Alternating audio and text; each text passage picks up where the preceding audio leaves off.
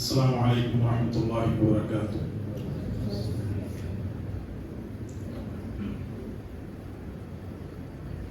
الحمد للہ رب العالمین والعاقبۃ للمتقین والصلاة والسلام علی اشرف الانبیاء والمرسلین نبینا محمد وعلی آلہ وصحبہ اجمعین۔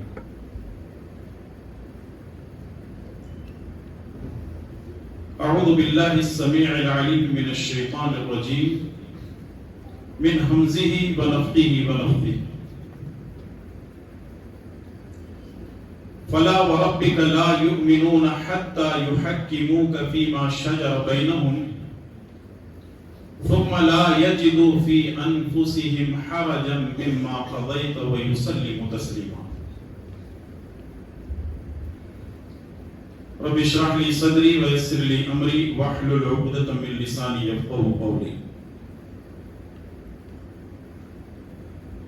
ہر قسم کی تعریف و توصیف، بڑائی اور بزرگی اسی اللہ کے لیے لائق و زیبا ہے جو ساری کائنات کا تنہا مالک ہے،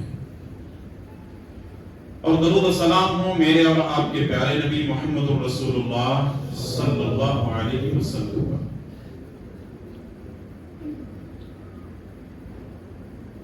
اسلامی بھائیوں اور اسلامی بہنوں،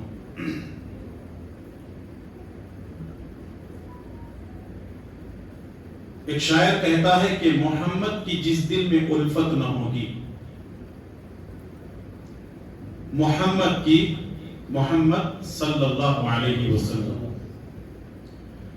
محمد کی جس دل میں الفت نہ ہوگی، سمجھ لو کہ قسمت میں جنت نہ ہوگی۔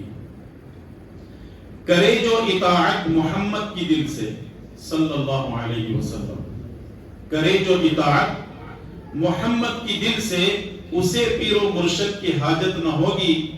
بھٹکتا رہا ہے بھٹکتا رہے گا، بھٹکتا رہا ہے اور بھٹکتا رہے گا محمد سے جس کو عقیدت نہ ہوگی صلی اللہ علیہ وسلم۔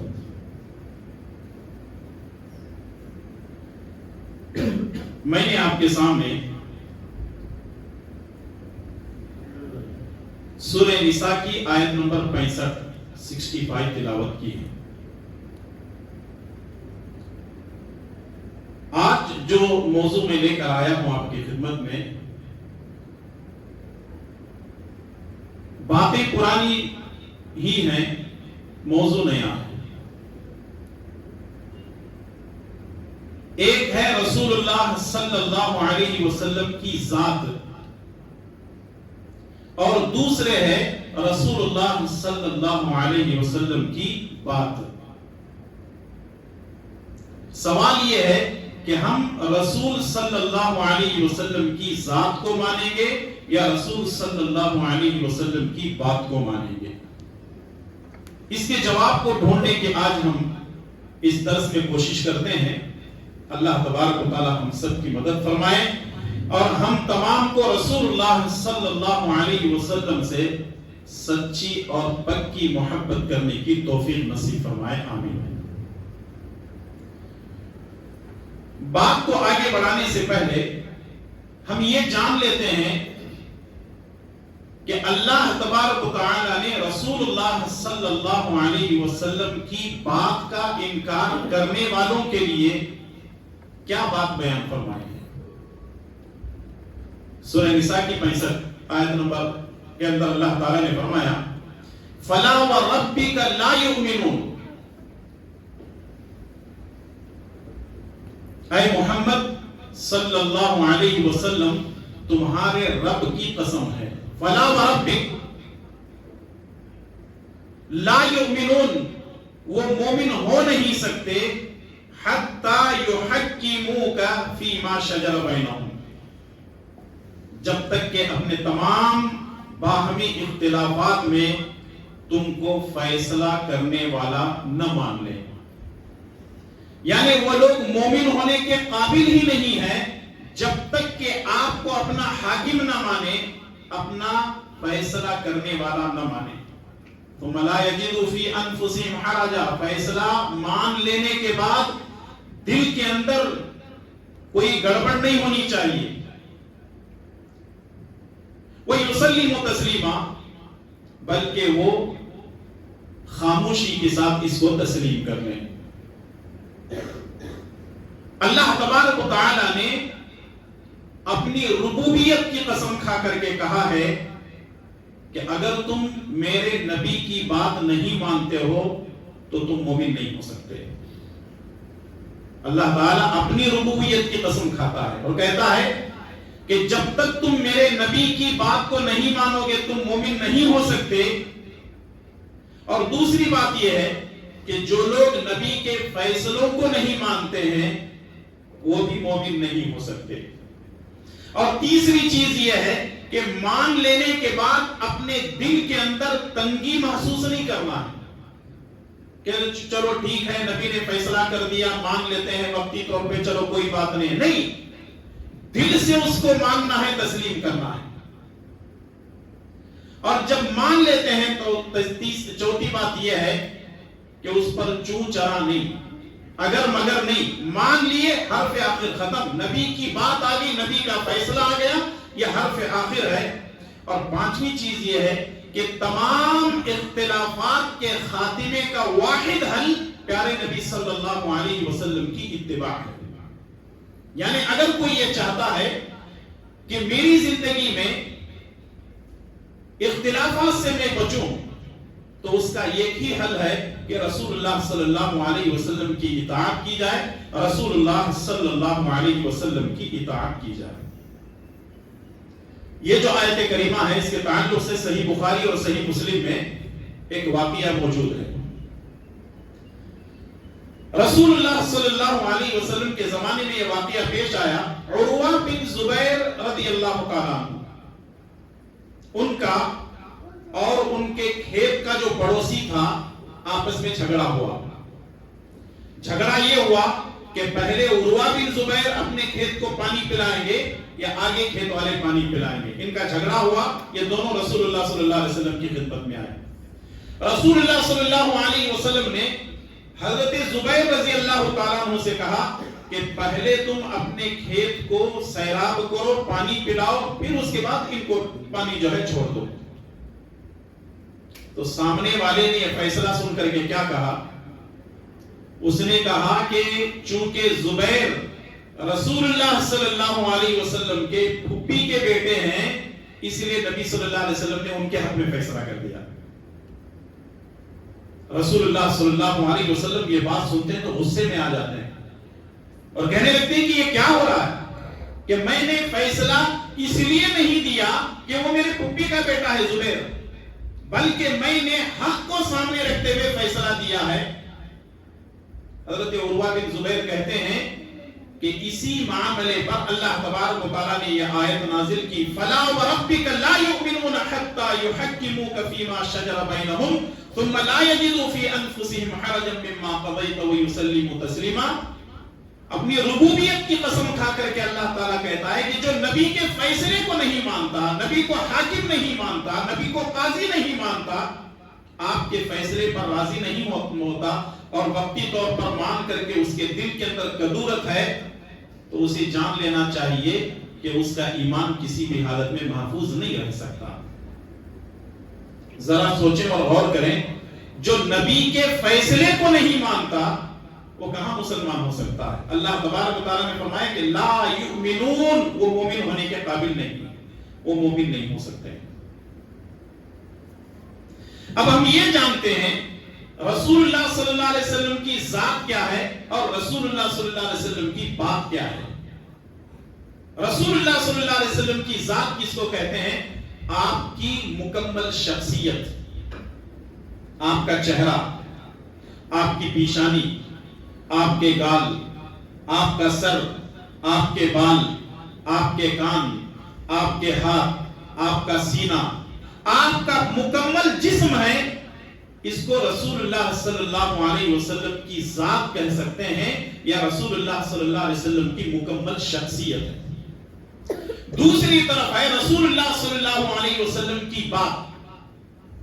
رسول اللہ صلی اللہ علیہ وسلم نے جو کہا ہو، رسول اللہ صلی اللہ علیہ وسلم نے جو کیا ہو، رسول اللہ صلی اللہ علیہ وسلم کے سامنے کوئی کام کیا گیا اور آپ نے خاموشی اختیار کر لی ہو، یہ ساری کی ساری چیزیں کیا ہیں؟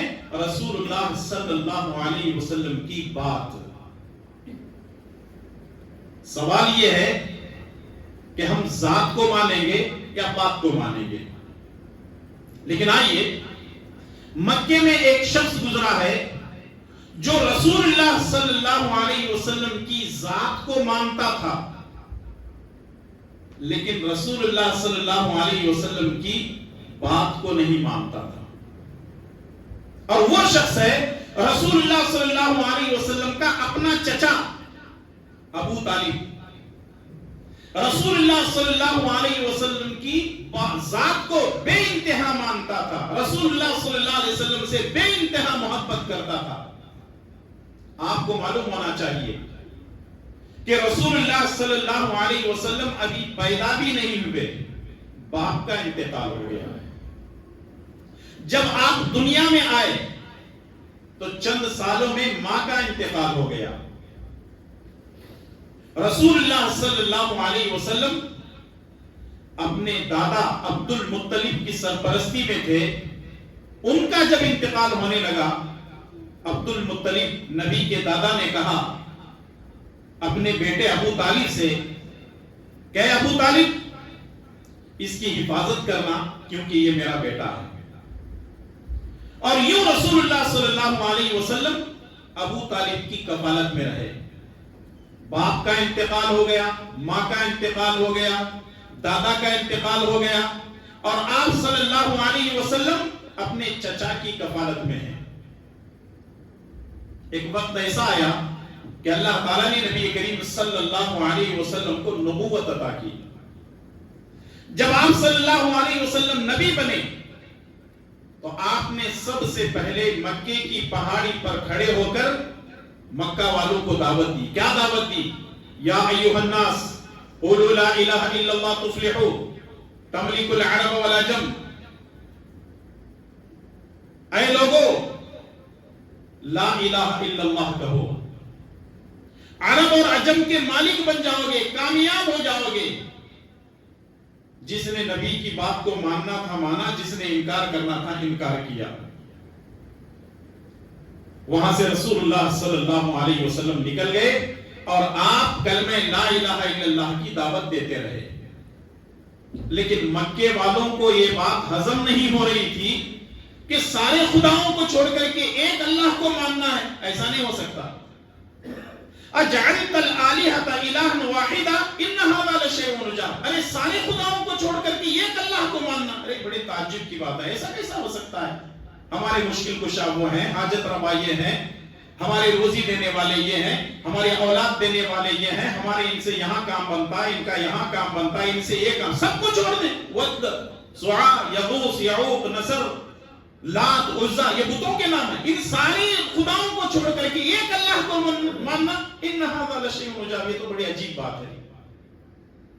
جب مکے والوں نے دیکھا کہ دعوتی کام بڑھ رہا ہے، لوگ ایک ایک بعد دیگرے اسلام میں داخل ہو رہے ہیں، تو یہ لوگ ابو جہل، عتبہ، عتیبہ، شیبہ، یہ سب مل کر کے جو کہ دشمنان اسلام تھے اور مکے کے اپنے اپنے قبیلوں کے سردار تھے، ابو طالب کے پاس آئے۔ کہنے لگے ابو طالب دیکھو، تمہارا بھتیجا ہمارے بتوں کو برا بھلا بول رہا ہے، تمہارا بھتیجا ہمارے بتوں کو برا بھلا بول رہا ہے، سمجھا لینا بھتیجے کو، ورنہ ہم ایسا کام کریں گے کہ دنیا دیکھے گی۔ ابو طالب نے کہا ٹھیک ہے، جاؤ تم اپنا کام کرو، میں اپنے بھتیجے کو سمجھا لیتا ہوں۔ ابو طالب آئے نبی صلی اللہ علیہ وسلم کے پاس۔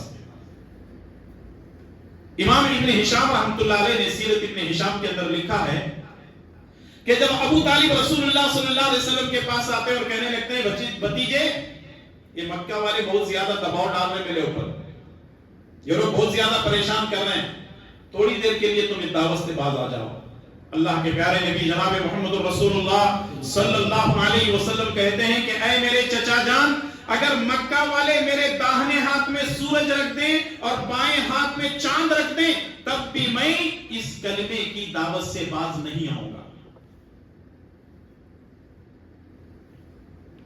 बाद सीरत निगारों ने लिखा है रसूलुल्लाह सल्लल्लाहु अलैहि वसल्लम को 3 ऑफर देते हैं।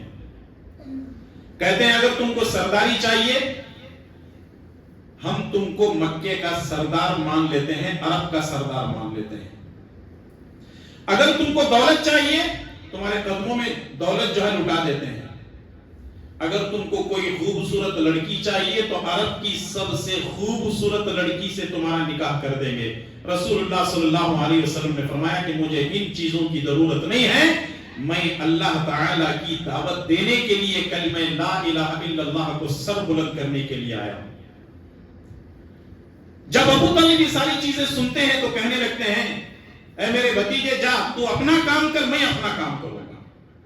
जो भी तेरी तरफ आएगा, जो तेरी तरफ उंगली उठाएगा उसके हाथ को काट दूंगा, जो तेरी तरफ आंख उठाएगा उसकी आंख को निकाल दूंगा, अगर तेरे बारे में जबान दराजी करेगा तो उसकी जबान काट दूंगा। जा अपना काम कर, तेरे रब ने जो तुझे कहा है वो तू काम कर। रसूलुल्लाह सल्लल्लाहु अलैहि वसल्लम खुले आम लोगों को इस्लाम की दावत देते हैं और अल्हम्दुलिल्लाह एक के बाद दीगरे जो है लोग इस्लाम के अंदर दाखिल होना शुरू होते हैं। कितना साथ दिया अबू तालिब ने, लेकिन नबी सल्लल्लाहु अलैहि वसल्लम अपने चचा को नहीं छोड़ते हैं। चचा आप भी कलमा पढ़ लो ना, ये देखो ये लोग इस्लाम कबूल कर रहे हैं, ये लोग कलमा कबूल कर रहे हैं, ये लोग देखो बिल्कुल गरीब आदमी है, ये गुलाम आदमी है, देखो इस्लाम कैसे था, आप भी इस्लाम के अंदर दाखिल हो जाओ। लेकिन अबू तालिब खामोश। अबू तालिब का आखिरी वक्त है, आखिरी सांसें चल रही हैं अबू तालिब की। अल्लाह के नबी सल्लल्लाहु अलैहि वसल्लम अपने चचा के पास जाते हैं और कहते हैं चचा जान अभी भी वक्त है, अभी भी वक्त है, आप कलमा पढ़ लो, बाकी मामला मेरे जिम्मे छोड़ दो। यहां तक कि बाज़ रिवायतों में आता है रसूलुल्लाह सल्लल्लाहु अलैहि वसल्लम अपने कान को चचा के होंठों के पास ले जाते हैं और कहते हैं कि चचा अगर जोर से कलमा नहीं पढ़ सकते मेरे कान में पढ़ो। क्यों? अबू जहल, उतबा, उतैबा, शैबा वगैरह सारे के सारे खड़े हुए थे। कहने लगते हैं ओ अबू तालिब अपने बाप दादा के दीन को छोड़ करके मरेगा, सारी जिंदगी बाप दादा के दीन पे चलता रहा, अब अपने भतीजे के दीन पे मरेगा। तो अबू तालिब की जबान से एक बात निकलती है, मैं अब्दुल मुत्तलिब के दीन पर मरता हूं, अब्दुल मुत्तलिब के मिल्लत पर मैं मरता हूं। बिलाखिर अबू तालिब को कलमा पढ़ना नसीब नहीं होता, अबू तालिब का इंतकाल हो जाता है। रसूलुल्लाह सल्लल्लाहु अलैहि वसल्लम अफसोस करते हैं कि कैसे कैसे को हिदायत मिली लेकिन मेरे चचा को हिदायत नहीं मिली। नबी सल्लल्लाहु अलैहि वसल्लम कहते हैं मैं हमेशा अपने चचा के लिए मगफिरत की दुआ करता रहूंगा। सही बुखारी की रिवायत है, रसूलुल्लाह सल्लल्लाहु अलैहि वसल्लम फरमाते हैं अमा वल्लाहि ला अस्तगफिरन्ना लका मा लम अन्हु अन्क, मेरे चचा मैं आपके लिए मगफिरत की दुआ करता रहूंगा। अल्लाह तबारक व तआला कुरान को नाजिल करता है, जरा देखिए अल्लाह ताला कुरान को नाजिल करता है। सूरह तौबा की आयत नंबर 113, मा कान लिन्नबी वल्लज़ीना आमनू अन यस्तगफिरू लिल मुशरिकीन वलौ कानू उली कुर्बा मिन बअदि मा तबय्यन लहुम अन्नहुम अस्हाबुल जहीम। मा कान लिन्नबी वल्लज़ीना आमनू, नबी को और मोमिनों को इस बात की इजाजत नहीं है अन यस्तगफिरू लिल मुशरिकीन कि वो मुशरिकों के हक में मगफिरत की दुआ कर सके। किसको इजाजत नहीं? पहले नबी को इजाजत नहीं है, दूसरे मोमिनों को भी इजाजत नहीं है कि वो मुशरिकों के हक में मगफिरत की दुआ करें। वलौ कानू उली कुर्बा, अगरचे कि वो रिश्तेदार ही क्यों ना हो, मिन बअदि मा तबय्यन लहुम, इस बात के वाज़े हो जाने के बाद अन्नहुम अस्हाबुल जहीम कि वो जहन्नमी है। नबी सल्लल्लाहु अलैहि वसल्लम खामोश हो गए क्योंकि वाज़े आयत नाज़िल हो गई। अल्लाह तबारक व तआला ने कहा कि आप मुशरिकों के हक में मगफिरत की दुआ नहीं कर सकते। रसूलुल्लाह सल्लल्लाहु अलैहि वसल्लम को ये बात खाई जा रही थी, ऐ काश मेरे चचा को हिदायत मिल जाती तो अच्छा होता। अल्लाह ताला ने सूरह क़सस के अंदर एक और आयत को नाजिल किया। अल्लाह ताला ने कहा इन्नक لا تهدی من احببت ولکن اللہ یہدی من یشاء. اے نبی آپ جس کو چاہتے ہیں ہدایت نہیں دے سکتے، ہدایت دینے والی ذات اللہ تبارک و تعالیٰ کی ہے، ہدایت تو میں دیتا ہوں. جب یہ آیتیں نازل ہوگی تو رسول اللہ صلی اللہ علیہ وسلم خاموش ہو گئے اور اپنے کام میں لگ گئے. آپ جا کر کے سیرت کی کتابیں اٹھا کر کے دیکھ لیں، ابو طالب رسول اللہ صلی اللہ علیہ وسلم سے بے پناہ محبت کرتے تھے. ہر لمحہ ہر وقت مرتے دم تک ابو طالب نے نبی کا ساتھ دیا، لیکن کلمہ نہیں پڑھے، جس کی وجہ سے کہاں چلے گئے؟ جہنم میں چلے گئے. اتنا ہی نہیں بلکہ رسول اللہ صلی اللہ علیہ وسلم اپنے چچا سے کہتے ہیں، اپنے چچا کے بارے میں کہتے ہیں، صحیح مسلم کی روایت ہے، ابن عباس رضی اللہ تعالیٰ عنہما فرماتے ہیں رسول اللہ صلی اللہ علیہ وسلم نے فرمایا اہون اہل النار عذابا ابو طالب وهم منتعل بلعین یغلی منہما دماغ. جہنم کا سب سے ہلکا عذاب اللہ تعالیٰ میرے چچا ابو طالب کو دے گا. جہنم کا سب سے ہلکا عذاب اللہ تعالیٰ میرے چچا کو دے گا. اور کیا ہوگا وہ عذاب؟ جہنم کی آگ کے جوتے میرے چچا کے پیروں میں پہنائے جائیں گے. اس کی گرمی، اس کی تپش اتنی زیادہ ہوگی کہ میرے چچا کا دماغ کھول رہا ہوگا، جس طرح ہانڈی میں گوشت پکنے کی وجہ سے کھٹ کھٹ کی آواز آ رہی ہے. اللہ اکبر. وہ کتنی خطرناک گرمی ہوگی کہ جوتے پیروں میں ہوں گے اور دماغ کھول رہا ہوگا، دماغ پک رہا ہوگا. دعا کرو اللہ ہم سب کی حفاظت فرمائے اور اللہ تعالیٰ جہنم کی آگ سے ہمیں بچائے اور ہم تمام کو جنت کا حقدار بنائے. آمین. تو سوچیں اور غور کریں، ابو طالب جنہوں نے نبی کا بھرپور ساتھ دیا، وہ نبی کو بے انتہا مانتے تھے، کبھی نبی کو تکلیف ہونے نہیں دیے. کبھی بھتیجے کی طرف انگلی اٹھا کر کے کوئی اگر جو ہے آپ صلی اللہ علیہ وسلم کے خلاف بات کرتا تو اس کا دفاع کرتے تھے. نبی کی ذات سے بے انتہا محبت تھی. نبی کی بات کو نہ ماننے کی وجہ سے ابو طالب کہاں گئے؟ جواب چاہیے آپ کی طرف سے. ابو طالب نے کس کو مانا؟ نبی کی ذات کو مانا، نبی کی بات کو نہیں مانا، جس کی وجہ سے کہاں گئے؟ جہنم میں گئے. یہ واقعہ کہاں کا ہے؟ مکے کا ہے. دوسرا واقعہ مدینے کا ہے. یہاں تھوڑی دیر کے لیے رکتا ہوں میں مدینے والا واقعہ بیان کرنے سے پہلے. مسلمانوں کے اندر ایک بہت بڑا طبقہ ہے جو نبی کی ذات کو بہت زیادہ مانتا ہے. الحمدللہ ہم بھی مانتے ہیں، آپ لوگ بھی مانتے ہیں نا، بے انتہا مانتے ہیں، سچی محبت کرتے ہیں. اللہ تعالیٰ اور نبی سے سچی اور پکی محبت کرنے کی توفیق عطا فرمائے. آمین. اور بالکل ہونا بھی چاہیے کہ رسول اللہ صلی اللہ علیہ وسلم سے ہم بے پناہ محبت کریں. اور کچھ لوگ ایسے ہیں مارکیٹ میں جو صرف نبی کی ذات کو مانتے ہیں لیکن نبی کی بات کی طرف نہیں آتے. جیسے آپ دیکھیں گے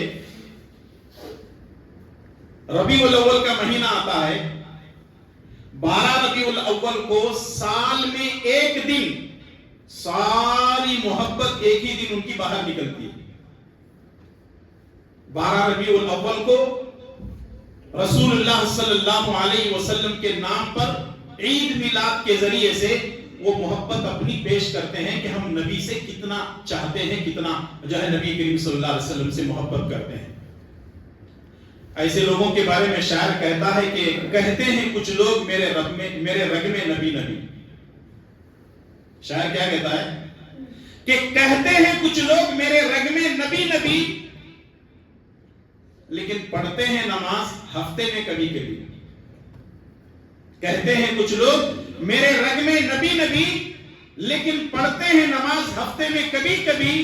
نبی کا نام سنتے ہی جھوم جاتے ہیں، نبی کا نام سنتے ہی جھوم جاتے ہیں اور نبی کا حکم سنتے ہی گھوم جاتے ہیں. ایسے لوگ آپ کو بہت ملیں گے، نام سننے پر جھومیں گے، حکم سننے پر گھوم جائیں گے. آپ کون سے والے ہیں؟ جھومنے والے ہیں یا گھومنے والے ہیں؟ دونوں بھی چیزیں خطرناک ہیں. ہاں یہ بات یاد رکھیے, جھوم کر کے بھی فائدہ نہیں ہے, گھوم کر کے بھی فائدہ نہیں ہے, تو دونوں چیزیں بڑی خطرناک ہیں, اس سے بچنا ہے. تو رسول اللہ صلی اللہ علیہ وسلم کی ذات کو ابو طالب نے مانا, بات نہ ماننے کی وجہ سے جہنمی ہوئے. لیکن مدینے میں ایک شخص ایسا تھا جو رسول اللہ صلی اللہ علیہ وسلم کی وقتی طور پر بات کو مانتا تھا, ہمیشہ نہیں, وقتی طور پر رسول اللہ صلی اللہ علیہ وسلم کی بات کو مانتا تھا, لیکن رسول اللہ صلی اللہ علیہ وسلم کی ذات سے اس کو دشمنی تھی. موقع کی تاک میں رہتا تھا کہ کب نبی کو نقصان پہنچائے, کب امہات المومنین کو نقصان پہنچائے, کب صحابہ کرام کو نقصان پہنچائے, کب مسلمانوں کے خلاف بات کرے, کب قرآن کے خلاف بات کرے. موقع کی تاک میں رہتا تھا, وقتی طور پر نبی کی بات کو مان لیتا تھا. نبی صلی اللہ علیہ وسلم کہتے نماز پڑھو, نماز پڑھ لیتا. نبی صلی اللہ علیہ وسلم کہتے فلاں کام کرو, فلاں کام کر لیتا تھا. وقتی طور پہ کرتا تھا, وہ دل سے نہیں کرتا تھا, وقتی طور پہ یوں ہی گزارا کرنے کے لیے, ٹائم پاس کے لیے کرتا تھا. اور اس کو ذاتی طور پر نبی کریم صلی اللہ علیہ وسلم کی ذات سے دشمنی تھی. اور یہ وہی شخص ہے جس کو سیرت کی کتابوں میں, احادیث کی کتابوں میں رئیس المنافقین کہا جاتا ہے, جس کا نام ہے عبداللہ بن ابی بن سلول. شارٹ میں اس کو بولتے ہیں ابی بن سلول. اس نے کوئی موقع نہیں چھوڑا, نبی کو ہر طرح سے پریشان کیا. ام عائشہ رضی اللہ تعالیٰ عنہ پر بدکاری کا الزام اسی نے لگایا تھا, اور بہت سارے صحابہ کرام کو یہ تکلیف پہنچا کر کے خوش ہوتا تھا. اور اس نے ایک وقت یہ بھی کہا تھا کہ ہم عزت والے ذلیل کو مدینے سے باہر نکال دیں گے. یعنی وہ اپنے آپ کو عزت والا سمجھ رہا تھا, نبی صلی اللہ علیہ وسلم کو ذلیل سمجھ رہا تھا. حضرت عمر بن خطاب نے کہا اللہ کے نبی اجازت دیجیے, میری تلوار ہے, اس کی گردن ہے. نبی صلی اللہ علیہ وسلم نے فرمایا اے عمر, اپنی تلوار کو میان میں واپس لوٹا دو, کہیں لوگ یہ نہ کہنا شروع کر دیں کہ محمد اپنے ساتھیوں کو قتل کرتے ہیں صلی اللہ علیہ وسلم. اتنا اس نے مسلمانوں کو پریشان کیا. یہاں تک کہ عجیب بات یہ ہے, باپ رئیس المنافقین ہے اور بیٹا صحابی رسول ہے. بیٹے کا نام عبداللہ اور باپ کا نام بھی عبداللہ, عبداللہ بن ابی بن سلول. جب یہ حالات ایسے بنتے ہیں تو بیٹا ایک دن کہنے لگتا ہے اللہ کے نبی صلی اللہ علیہ وسلم, میں اپنے باپ کو جانتا ہوں, لیکن اگر کبھی میرے باپ کے قتل کرنے کا حکم آپ دینا چاہتے ہیں تو سب سے پہلے مجھے دیں, کیونکہ میرے باپ نے ایسی منافقت کی ہے, میں اپنی تلوار سے اپنی باپ کی گردن اڑانے کے لیے تیار ہوں. اللہ اکبر. اس کو کہتے ہیں ایمان, اس کو کہتے ہیں ایمان. یہ ایمان ہے. اگر ایسا ایمان ہے تو آدمی کامیاب ہوگا, ورنہ پھر ہودو بسمنا ہودو بولیں گے تو کچھ ہونے والا نہیں.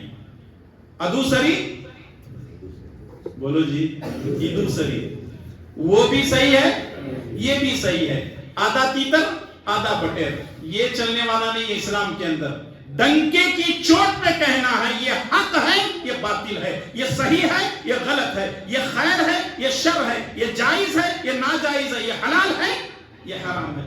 اگر ہم ایسے فیصلے کریں گے اور ایسی باتیں کریں گے تو اس کا مطلب یہ ہے کہ ہمارے ایمان کا کوئی فائدہ نہیں. اتنی ایسی چالیں چلی, رسول اللہ صلی اللہ علیہ وسلم کی زندگی میں ہی مرتا ہے. یہ منافق رسول اللہ صلی اللہ علیہ وسلم کی زندگی میں ہی مر جاتا ہے. اللہ کے نبی صلی اللہ علیہ وسلم کے پاس بیٹا آتا ہے. باپ ہے تو منافق, لیکن پھر بھی باپ یہ ہے. بیٹا آتا ہے, کہنے لگتا ہے اللہ کے نبی صلی اللہ علیہ وسلم آپ اپنا کرتا مبارک دے دیں. نبی صلی اللہ علیہ وسلم کے پاس آ کر کے کہنے لگتا ہے اے اللہ کے نبی آپ اپنا کرتا مبارک دے دیں, تاکہ جب میں اپنے باپ کو غسل دوں تو آپ کے جسم سے چپکا ہوا جو کپڑا ہے وہ میرے باپ کے جسم پر لپیٹ دیا جائے گا, تاکہ اللہ تعالیٰ میرے باپ کی مغفرت کرے. باپ کی کے بارے میں بیٹے کی خواہش تھی کہ اللہ تبارک و تعالیٰ ہو سکتا ہے میرے باپ کی مغفرت کر دے. نبی کریم صلی اللہ علیہ وسلم فوراً اپنی چادر مبارک اپنا کرتا لیتے ہیں اور بیٹے کے حوالے کر دیتے ہیں. بیٹا خوش ہو کر کے چلا گیا. دوسرا مسئلہ آتا ہے, ابی بن سلول کو نہلایا گیا, اس کو کفنایا گیا اور جنازہ لا کر سامنے رکھا گیا, اور نبی کریم صلی اللہ علیہ وسلم سے بیٹا کہنے لگا اللہ کے نبی میرے باپ کے لیے نماز جنازہ پڑھیے. اللہ کے نبی صلی اللہ علیہ وسلم آگے بڑھ رہے تھے نماز جنازہ پڑھانے کے لیے. عمر بن خطاب رسول اللہ صلی اللہ علیہ وسلم کے ہاتھ کو پکڑ لیتے ہیں اور کہتے ہیں اللہ کے نبی اس منافق کی نماز جنازہ آپ پڑھائیں گے؟ رسول اللہ صلی اللہ علیہ وسلم نے عمر بن خطاب کی گرفت سے اپنے ہاتھ کو چھڑاتے ہیں اور کہنے لگتے ہیں اے عمر, اللہ نے مجھے اختیار دیا ہے میں پڑھاؤں کہ نہ پڑھاؤں, لیکن میں پڑھانے کو بہتر سمجھتا ہوں. نبی صلی اللہ علیہ وسلم کیا کرتے ہیں؟ نماز جنازہ پڑھا دیتے ہیں. تیسرا معاملہ پیش آتا ہے, اس کو قبرستان لے گئے. قبرستان لے جانے کے بعد گھر تیار تھا, اس کو قبر کے اندر اتار دیا گیا. نبی صلی اللہ علیہ وسلم تاخیر سے قبرستان پہنچے, قبر میں اتارے تھے, ابھی مٹی نہیں ڈالی گئی تھی. نبی صلی اللہ علیہ وسلم جب آئے تو کہنے لگتے ہیں کہ اس کو قبر سے باہر نکالو. قبر سے باہر نکالا گیا. رسول اللہ صلی اللہ علیہ وسلم اپنی ران پر, اپنی مانڈی پر اس کے سر کو رکھتے ہیں اور اپنا تھوک, اپنا لعاب مبارک اس کے ہونٹوں پہ لگاتے ہیں اور کہتے ہیں کہ قبر میں اتارو. قبر میں اتارا گیا اور پھر اس کے بعد مٹی ڈال کر کے جانے لگے. اور ساری چیزیں تو اللہ تعالیٰ جانتا ہے نا کہ ابی بن سلول کے ساتھ کیا ہو رہا ہے. ادھر رسول اللہ صلی اللہ علیہ وسلم اپنا کرتا مبارک دے دیے, آپ نے نماز جنازہ پڑھائی, آپ نے اپنا لعاب مبارک اس کے ہونٹوں پر لگایا. جب نبی صلی اللہ علیہ وسلم پلٹ کر جا رہے تھے اپنے گھر کی طرف, اللہ تعالیٰ قرآن کو نازل کرتا ہے. کیا نازل کرتا ہے؟ اللہ تعالیٰ فرماتا ہے وَلَا تُصَلِّ عَلَىٰ أَحَدٍ مِّنْهُمْ مَاتَ أَبَدًا, آئندہ آپ کسی منافق کی نماز جنازہ نہیں پڑھائیں گے. حکم کس پر نازل ہو رہا ہے؟ رسول اللہ صلی اللہ علیہ وسلم. رب کے طرف سے اعلان ہو رہا ہے, رب کے طرف سے یہ حکم نامہ جاری ہو رہا ہے وَلَا تُصَلِّ عَلَىٰ أَحَدٍ مِّنْهُمْ مَاتَ أَبَدًا, آئندہ آپ کسی منافق کی نماز جنازہ نہیں پڑھائیں گے. وَلَا تَقُمْ عَلَىٰ قَبْرِي, اس کی قبر پہ آپ کو کھڑے بھی نہیں ہونا ہے, مغفرت کی دعا بھی نہیں کرنا. إِنَّهُمْ كَفَرُوا بِاللَّهِ وَرَسُولِهِ, کیونکہ انہوں نے اللہ اور اس کے رسول کے ساتھ کفر کیا ہے. وَهُمْ فَاسِقُونَ, اور ایسے لوگ فاسق ہیں. یہ ہے سورہ توبہ کی آیت نمبر 84 84. اب سورہ توبہ کی آیت نمبر 80 پر غور کریں. جب نبی صلی اللہ علیہ وسلم وہاں جانے لگے تو یہ آیت بھی نازل ہوئی, استغفر لهم او لا تستغفر لهم ان تستغفر لهم 70 مرة فلن يغفر الله لهم. اے نبی صلی اللہ علیہ وسلم, آپ ایسے منافقوں کے حق میں مغفرت کی دعا کریں یا نہ کریں, اگر آپ 70 مرتبہ بھی ایسے منافقوں کی مغفرت کی دعا کریں گے, تمہارا رب اعلان کرتا ہے کہ ہم ایسے منافقوں کی مغفرت نہیں کریں گے, بخشش نہیں کریں گے. کیوں؟ بِأَنَّهُمْ كَفَرُوا بِاللَّهِ وَرَسُولِهِ, کیونکہ انہوں نے اللہ اور اس کے رسول کے ساتھ کفر کیا ہے. وَاللَّهُ لَا يَهْدِي الْقَوْمَ الْفَاسِقِينَ, اور اللہ تعالیٰ فاسق قوموں کو ہدایت نہیں دیتا. یہ آیت نمبر 80 اور 84 کے اندر آپ غور کریں کہ اللہ تبارک و تعالیٰ نے کتنی سختی کے ساتھ نبی پر یہ حکم جاری کیا کہ آپ مغفرت کی دعا کریں یا نہ کریں, تمہارا رب معاف کرنے والا تو ہے نہیں. اور دوسری بات یہ ہے کہ آپ کو یہ حکم دیا جاتا ہے کہ آپ آئندہ ایسے لوگوں کی نماز جنازہ نہیں پڑھیں گے, قبر پہ نہیں جائیں گے, کچھ بھی نہیں کریں گے. اس سے کیا بات معلوم ہوتی ہے؟ اس سے یہ بات معلوم ہوتی ہے کہ اس شخص نے رسول اللہ صلی اللہ علیہ وسلم کی بات کو وقتی طور پہ مانا, لیکن رسول اللہ صلی اللہ علیہ وسلم کی ذات کو نہ مانا. کہاں گیا؟ کہاں گیا؟ جہنم میں گیا. مکے والا نبی کی ذات کو مانتا تھا, بات کو نہ ماننے کی وجہ سے جہنم میں گیا, اور مدینے والا نبی کی بات کو وقتی طور پہ مانتا تھا, نبی کی ذات کو نہ ماننے کی وجہ سے وہ بھی جہنم میں گیا. اس واقعے پر تھوڑا سا رکتے ہیں, उबई बिन सलूल के वाक़े पर। पहली चीज ये है कि रसूलुल्लाह सल्लल्लाहु अलैहि वसल्लम के अखलाक को देखें। हालांकि उसने नबी के कत्ल की साजिश भी की थी, लेकिन बेटे ने आकर के पूछा, अल्लाह के नबी अपना कुर्ता मुबारक, अपनी चादर दे दीजिए। नबी सल्लल्लाहु अलैहि वसल्लम ने दे दी। और ये 3 जो काम नबी सल्लल्लाहु अलैहि वसल्लम ने किए, सही बुखारी की 2 हदीसें हैं, 1260 पर 9, 1270, 1269, 1270। 2 हदीसों में 3 काम नबी सल्लल्लाहु अलैहि वसल्लम ने किए। नबी ने अपनी चादर मुबारक दे दी। इससे मालूम होता है कि नबी सल्लल्लाहु अलैहि वसल्लम बड़े आला अखलाक वाले थे, बड़े रहम दिल थे। दूसरी चीज यह है कि रसूलुल्लाह सल्लल्लाहु अलैहि वसल्लम ने अपने जानी दुश्मन की नमाज जनाजा भी पढ़ाई। हमारे माशरे के अंदर ऐसे रहम दिल लोग, नमाज जनाजा पढ़ने वाले लोग हैं क्या? अगर किसी से कोई दुश्मनी थी और ये बता दिया जाए कि फला साहब मर गए, अच्छा हुआ, उसकी 15 साल से मेरी उसकी नहीं जमती थी। कब है नमाज जनाजा? असर के बाद। मैं नहीं आता। सामने वाला ये समझता है अगर मैं नमाज जनाजा में गया, मैं दुआ करा अल्लाह से और उसकी मगफिरत होगी तो मैं गाना। लोग दुश्मनियों में नमाज जनाजा भी नहीं पढ़ते। वहां नबी सल्लल्लाहु अलैहि वसल्लम किसकी नमाज जनाजा पढ़ रहे हैं? जानी दुश्मन की नमाज जनाजा पढ़ रहे हैं। इबरत है हमारे लिए। नबी की सीरत का एक पहलू यह है कि हमारे अंदर बदअखलाकी इतनी ज्यादा है कि आज हम नमाज भी पढ़ने से कतराते हैं। कैसी शरारत हमारे ज़हन और दिमाग में बैठी हुई है। इन्हें वो जमात वाला, इन्हें ये मसलक माना, उन्हें वो तंजीम वाला, उन्हें ये इदारे वाला, उसकी जमात ऐसी, इसकी जमात ऐसी। लोग नमाज जनाजा में भी शरीक नहीं हो रहे, यहां तक कि शक्ल देखने भी नहीं आते, मुलाकात के लिए भी नहीं आते, गम में शामिल भी होना नहीं चाहते। नहीं, उसकी जमात अलग, हमारी जमात अलग, हमें नहीं जाते। क्या है ये क्या चल रहा है मुसलमानों के अंदर? कहां गए वो नबी की तालीमात? कहां गए वो नबी के अखलाक? कहां गए वो नबी करीम सल्लल्लाहु अलैहि वसल्लम का रहम करम? जब तक हम नबी सल्लल्लाहु अलैहि वसल्लम की तालीमात पर जिंदगी नहीं गुजारेंगे, कोई फायदा नहीं। और तीसरी बात यह है, रसूलुल्लाह सल्लल्लाहु अलैहि वसल्लम ने अपनी चादर दे दी। इससे बड़ी मुबारक चादर और कोई हो सकती है? अच्छा, इससे बड़ी बात यह है, और आगे जाएं आप, नबी सल्लल्लाहु अलैहि वसल्लम ने क्या किया? मगफिरत की दुआ भी की, और साथ में नबी सल्लल्लाहु अलैहि वसल्लम ने अपना लुआब मुबारक उसके होंठों पे लगाया। मगफिरत भी, जवाब चाहिए आपके तरफ से। मगफिरत भी, बख्शिश भी, जन्नत में गया? नहीं गया। आज एक आदमी सारी जिंदगी अल्लाह उसके रसूल की नाफरमानी करता है, सुरमे से उसकी पेशानी पर ला इलाहा इल्लल्लाह लिख करके समझते हैं मरा तो सीधा जन्नत में, सर्टिफिकेट दे के भेज दे। और साथ में एक सीने में गंजुल अर्श भी रखते हैं। अगर गंजुल अर्श से किसी की मगफिरत हो सकती है, जन्नत में जा सकता है, सिर्फ पेशानी पर कलमा लिखने की वजह से जा सकता, तो सबसे पहले कौन जाता? उबई बिन सलूल जाता। ये सारे ढोंग छोड़ दो। ये सारे ढोंगी बाबाओं का प्रोफेशनल काम है, ये लूटने वाला काम है।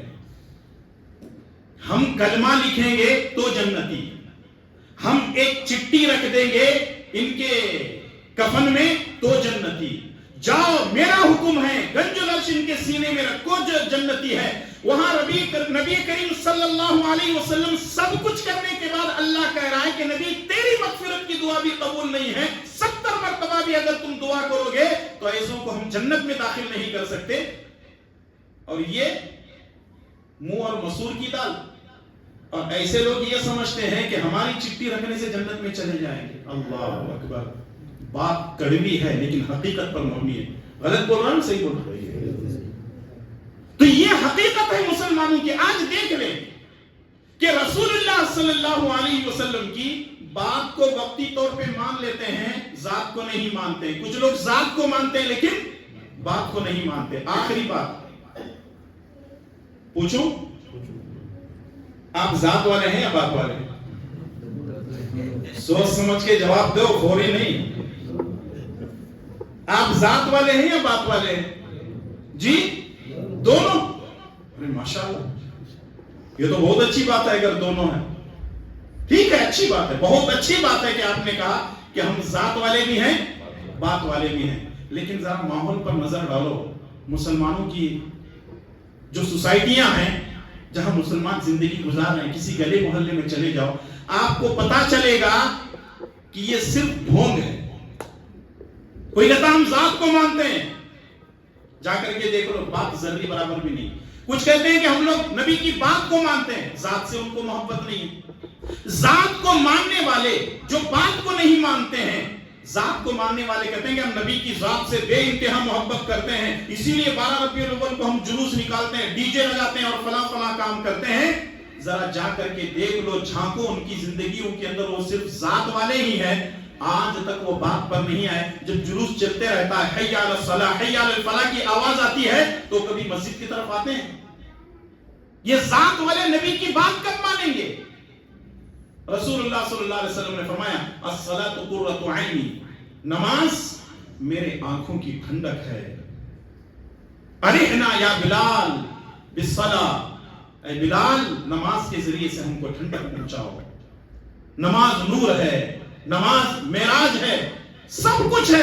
اتنا جاننے کے باوجود بھی آج دیکھیں مسلمان یہ جو ذات والے ہیں یہ بات کی طرف آنے کو تیار نہیں ہیں، اور کچھ لوگ ایسے ہیں صرف نبی صلی اللہ علیہ وسلم کی بات صرف اسی پر رکے ہوئے ہیں، ابھی تک وہ ذات پر نہیں آ رہے ہیں۔ دیکھیں ذات کو بھی ماننا ہے، بات کو بھی ماننا ہے، جب دونوں چیزوں کو مانیں گے تو تب جا کر کے مسئلہ حل ہوگا۔ ابھی آپ کے سامنے یہ 5واں درس ہے جو رسول اللہ صلی اللہ علیہ وسلم کے بارے میں ہی بیان کیا جا رہا ہے لگاتار۔ پہلے درود کی فضیلت آئی، اس کے بعد درود کب کہاں کیسے کس وقت پڑھنا ہے وہ بات آئی، اس کے بعد سنت کی کتنی قسمیں ہیں وہ بات آئی، اور پچھلا جو درس ہے جو لوگ سنت کی مخالفت کرتے ہیں ان کی بات آئی، اور آج نبی کریم صلی اللہ علیہ وسلم کی ذات اور بات پر بات آ رہی ہے۔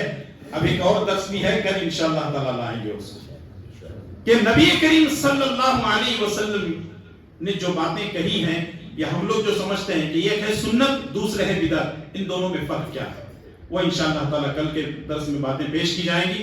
میں اللہ تعالیٰ سے دعا گو ہوں کہ اللہ تبارک و تعالیٰ ہم تمام کو پیارے نبی صلی اللہ علیہ وسلم کی ذات اور بات دونوں کو ماننے کی توفیق عطا فرما، پیارے نبی صلی اللہ علیہ وسلم سے سچی محبت کرنے کی توفیق عطا فرما۔